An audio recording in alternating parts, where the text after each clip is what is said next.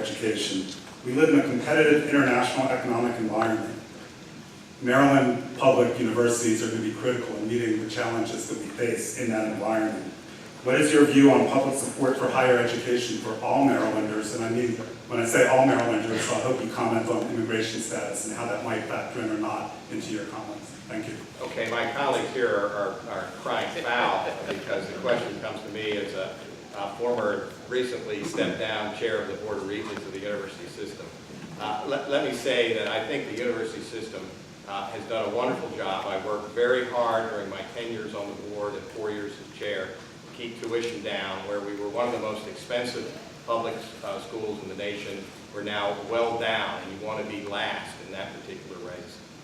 So education is a lot more affordable and accessible than it was. Look, there are lots of things we can do. It's very important that in the higher education world, as well as K through 12, we focus on vocational education as well as academic education. There's no question that there are lots and lots of good jobs that are going unfilled because we don't have a first-rate vocational educational system. We need to have that. The question of immigration came up while I was chair, and we voted as regents to have in-state tuition for even people who were undocumented persons here in the state. We all felt that it's our obligation to provide that education to those people, and we admitted them and charged only the in-state tuition. So, 15 seconds. Yeah, the final point, and there's so much to say on this, the final point is, as you keep the tuition down, and we must, we have to keep the quality up. And the other thing I'm proud of is the university system is in better shape in terms of quality Final thoughts. than it has been for a long, long time. Thank you. Well, I'm really fortunate to be up here, in part because there was a woman who my friends nicknamed Becky the Barbarian, my mother, who said that even though you, your brother, and your sister, even though you're growing up in coal country and you're public school kids in coal country, you will work hard in school and you will go to college. And we were able to go to college because of Becky the Barbarian, and because of loans and scholarships and grants, and because of fancy jobs like working as a midnight janitor. And so look, the pathway to real economic prosperity in this country does go through our college and university systems. But let me speak very undiplomatically for a second. I worked as a diplomat for Hillary Clinton for 4 years. I'm not a diplomat anymore, so I tend to speak undiplomatically now. I think one of the problems in the Democratic Party right now that we have to face up to is our rhetoric and our policies over the last 20, 30 years have been, you go to college, you're a winner. You don't go to college and you're a loser. And so when you want to understand why are all these people whose economic self-interest would be voting Democrat, but they're voting for Trump and they're getting behind all these wrong-headed policies, it's because Democrats have done a very poor job of setting out a pathway for the skilled trades. 15 seconds. For technical education for non-college goers. So I'm committed to the $7.7 billion, continue the $7+ billion we're putting into post-secondary education, but I'm also determined to be that unusual kind of Democrat who's also going to say, how and where can we spend for our non-college goers?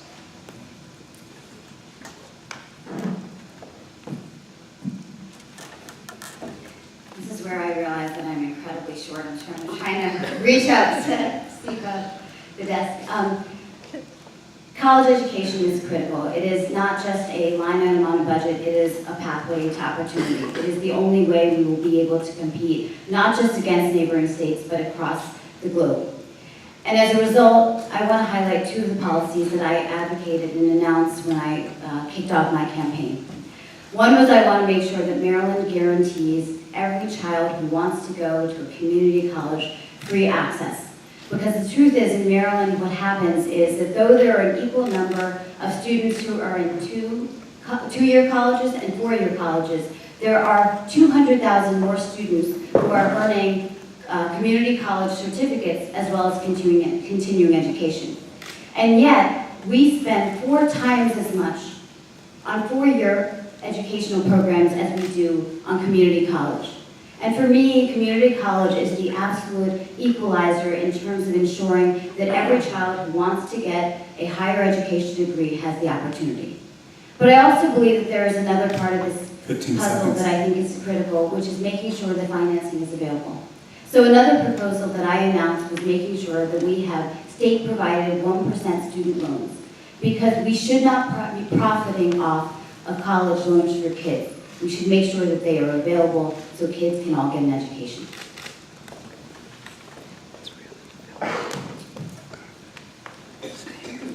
So I didn't have to kick off my campaign with a new plan because I've had bills in to do this. I worked with Senator Paul Pinsky from Prince George's County and Delegate Ann Kaiser from Montgomery County to put in a bill this past year on debt-free college.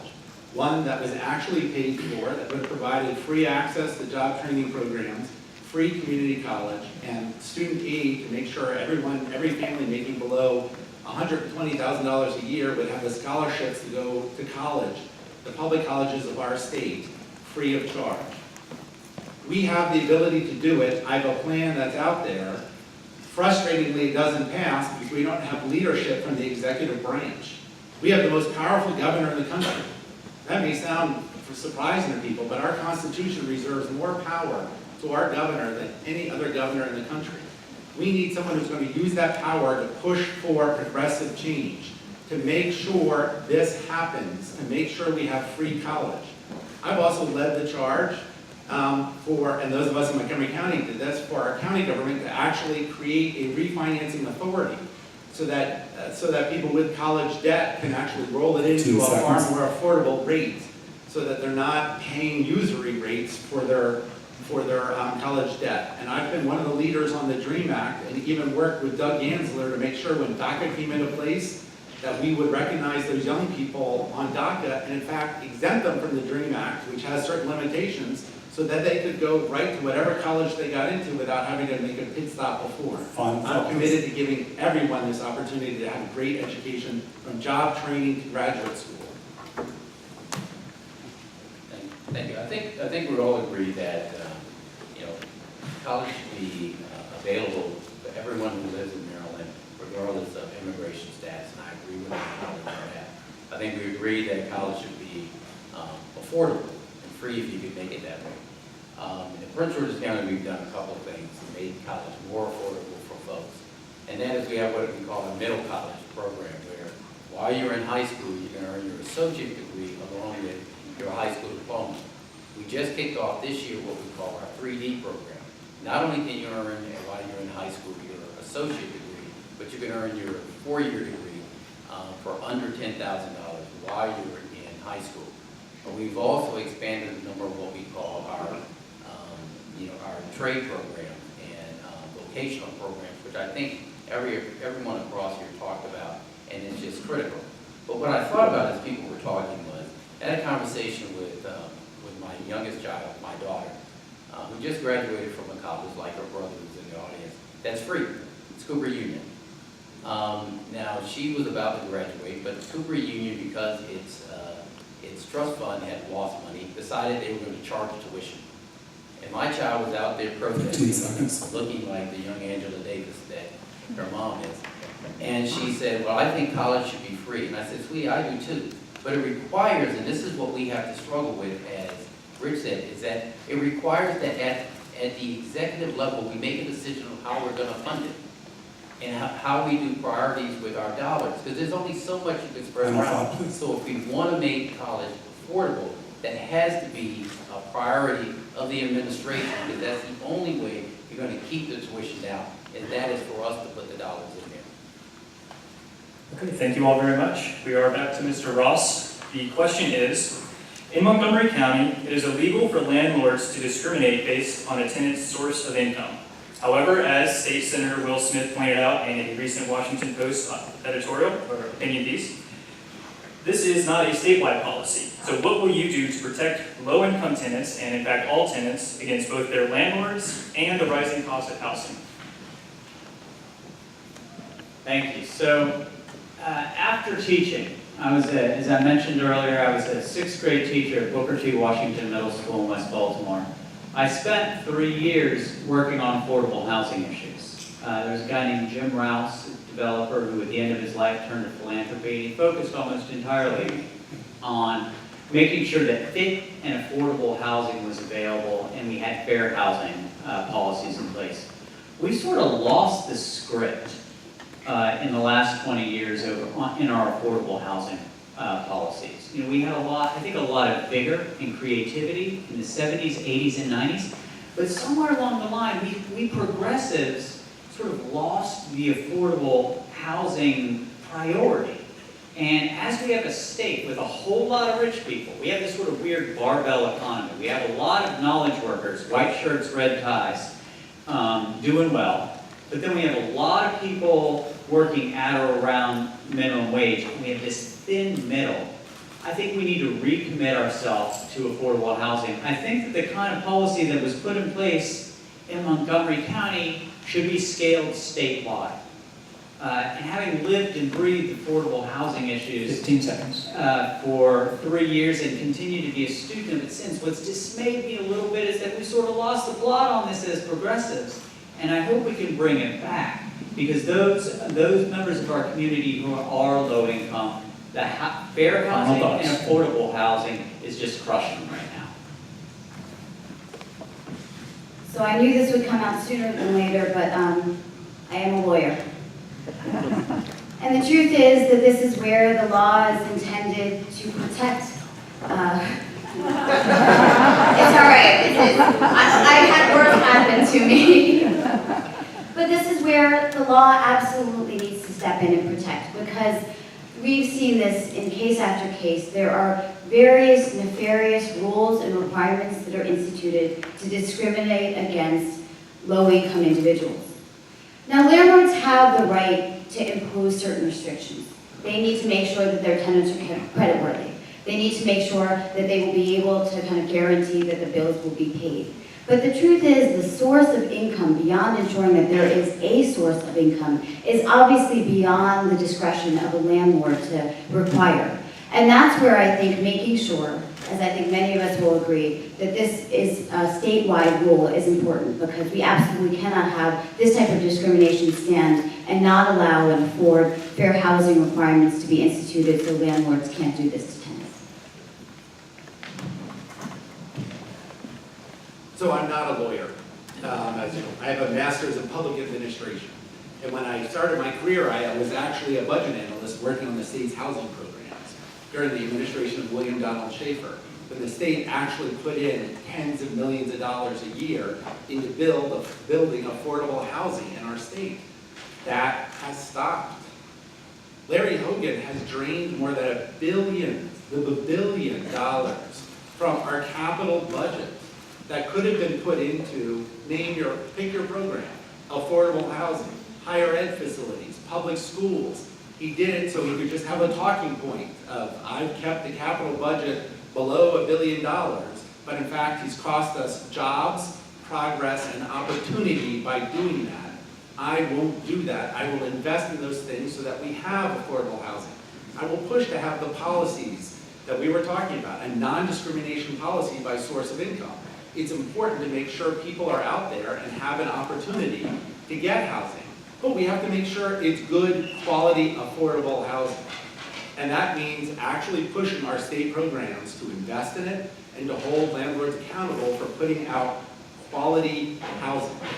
And with my background in leadership, of having been in the legislature, having served in state government, I know how to get it done and how to get us back to where we once were, a leader in the country in these sorts of innovative, progressive policies. Thank you. I spent the first 10 years of my adult working career on affordable housing in D.C., around some of the hardest served areas. So, you know, I've spent a lot of time on it. I'm very proud of the fact that not only Montgomery County, but Prince George's County and Washington, D.C., we all work together around this Washington region, around affordable housing and discrimination policy. I think what you find, though, and Rich alluded to it, and that is, you can have these policies here at the local level, but if you want to have the policies throughout the state, which we should have, it requires to have the executive leadership along with the ability to get it from one house to the other and onto the desk. Because if you don't know how to do that, then all the rest is just talk. And that's why many of us here who are working on it at the local level are pushing the legislative body to say, hey, we're behind it, but you need a governor that understands these things, that have worked on these issues, and quite honestly are committed to them. And I am. Thank you. Listen, the non-discrimination legislation that we were talking about is good, but it's a tactic. It's a tactic. What you need in this area and many others is a strategy, and then the tactics fall into place. The strategy in affordable housing is not complicated. Jim Rouse knew it, and Columbia is an example of it. You want to have neighborhoods where there are mixed levels of income. That brings all the good schools to everybody. It improves the access to utilities and other amenities that should be open and free to everyone. You need to get mixed incomes in the same neighborhood. And the state has the power to do that through various types of legislation. So we attack the problem holistically with the concept that you need to get that mixed income housing, affordable housing within these larger areas. It doesn't happen overnight. It has to be done in accordance with the rule of law and so forth and so on. But that's how you get where you need to be with affordable housing. And it's plain that we have a terrible problem with that. We have segregation in this state that is just completely unacceptable. And how could we, in the year 2017, still have such segregated communities? It's partly because of the affordable housing segregation that's going on. There are 300,000 people in Maryland, families, who spend more than one-half of their income on their housing. That's not right. And Montgomery County alone needs 10,000 units for low-income people. So you need a strategy and then a series of tactics to tackle a problem like that. Thank you. So we're going to change it up a little bit now. And we're going to begin with Ms. Vignarajah with this question. According to many polls, Governor Hogan still holds a healthy approval rating throughout the state. Why do you feel that you were the candidate best able to defeat him? Sure. It is obviously, I think, heartening to many of us to know that while he, I think, like Ehrlich, does have, some popularity, when you actually have him going toe-to-toe against generic or otherwise Democrats, you realize he's very vulnerable. And there are reasons for that. First and foremost, the fact that he has not stood up against President Trump is a way in which I'm a distinctive candidate coming out of the Obama administration. I got the badge of honor of being Donald Trump's worst nightmare because I am a woman, a minority, an immigrant, and a new mom as well as a younger, part of this panel. But it's also, I think, not just kind of my policies or my politics, but the vision that I have for Maryland. Because I realize that, in order to beat Larry Hogan, we can't just be part of the resistance. We can't just be anti-Trump. Because the truth is we've seen time and time again in special elections that the electorate, frankly, wants and deserves more. And so that's why I have put forth an affirmative agenda that has spanned 4 different areas. 1, education. 2, economy. 3, the environment. And 4, working families. I've touched on a few of those, so I wanted to spend just a moment talking about the economy and the environment. Because the truth is we need to grow our economy to make sure we have an innovative economy that doesn't rely simply on the federal government. But likewise, we need to make sure we are protecting our natural resources like the Chesapeake Bay and its tributaries, but also being a pioneer on clean energy. These are issues where Governor Hogan has failed us and where I will show leadership.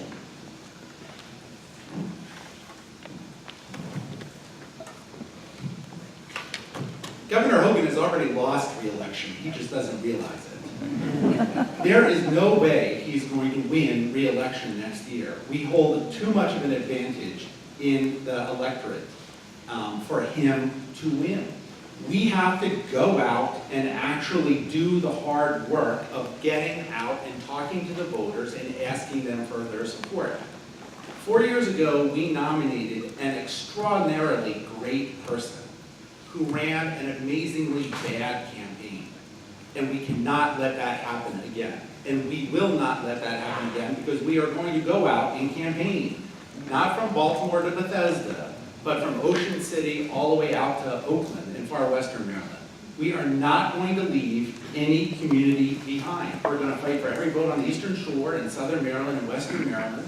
We're going to go into every community and we're going to make a push to get them out. And because quite frankly, every member of the General Assembly, every member of the House of Representatives, and Senator Cardin, who will be up for re-election, and Senator Van Hollen will be part of this team in order to make sure we do an all-out press to win. When we can, nothing can stop us. His numbers are underwater already. I mean, here he is with actually no record of accomplishment. We need to go out and let the public know that he doesn't stand a chance, and I'm the best positioned because I have been the person from day one opposing him and laying clear to the public what exactly the Hogan agenda has meant for Maryland, and it hasn't been good. I forgot to mention the last one. Rich was a great budget analyst. I think he did a great job. You know, I think the government's going to have to make its own case for re-election. What I've said to people as I've gone around the state is, here's the experience that I had, not only in the private sector working for a nonprofit around affordable housing and economic development in some of the worst areas of the District of Columbia, but also working for a national nonprofit around quality education, especially for African American and Latino students. But then the 8 years I spent in the legislative body, understanding how you get legislation passed from one house to the other, which is critically important. As I learned as county executive over these last 7 years, the reason we're able to lead the state in job creation, lead the state in rising home values, see our crime rate decrease, is because the ability to get legislation passed. In the final analysis, that's really what this is about. People want to know how you can change and make the quality of their life better. It's not about Larry Hogan, it's not about Donald Trump, it's about you.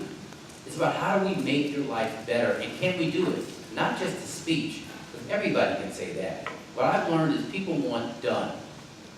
And that's what I bring to the table, and that's why I think I'm best qualified to lead the state and to get these things done. Thank you.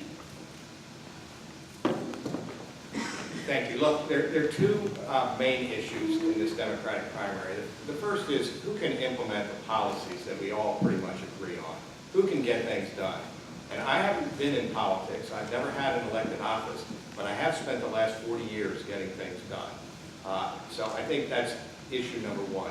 Issue number two is who is most likely to beat Hogan. And there I think I have a unique position.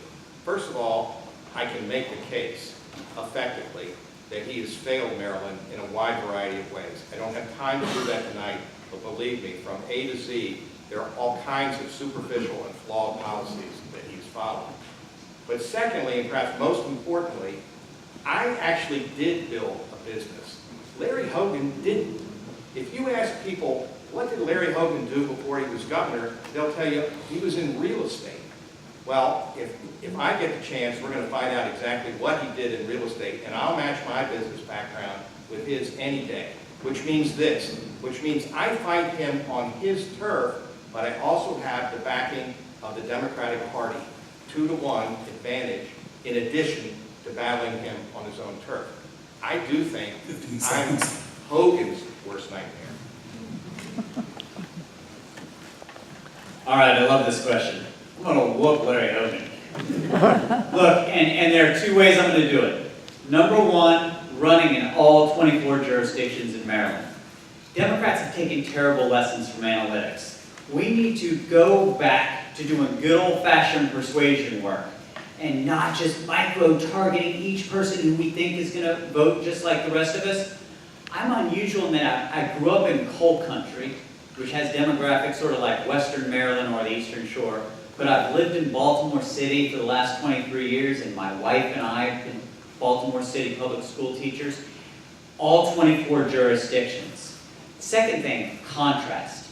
Look, it's gonna take a new face with new ideas, a really sharp contrast, I believe, to beat Larry Hogan. I don't think the same old policies, same old approach is gonna beat him. I think he and his $15 million war chest beats the same old from the Democratic Party. You're going to need energy, a real strong contrast. You're going to need discipline. I ran technology policy for Barack Obama's first presidential campaign. That was incredibly disciplined, and it worked well. And the model for me is the 1992 presidential 15 election. seconds. Everybody said, oh, George H.W. Bush, he's so popular, he can't be beaten. But then there were these young guys, Clinton and Gore, who had experience, but where Bush looked and felt like yesterday, Clinton and Gore looked and felt like tomorrow, and they had a message, The final and they thought. had a plan to take us there. Okay, thank you all. That concludes our round of moderator asking questions.